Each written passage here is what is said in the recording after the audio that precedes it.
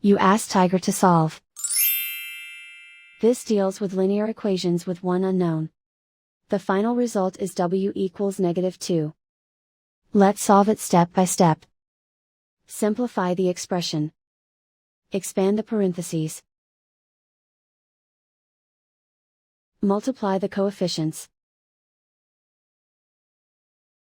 Simplify the arithmetic. Group like terms. Combine like terms.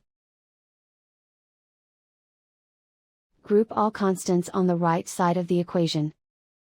Add 52 to both sides. Simplify the arithmetic.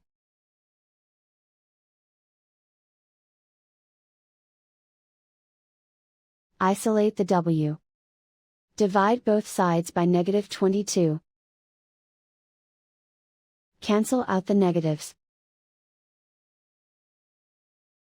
Simplify the fraction.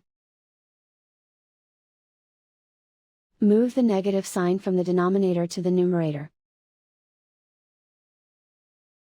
Find the greatest common factor of the numerator and denominator. Factor out and cancel the greatest common factor. And so the final result is w equals -2.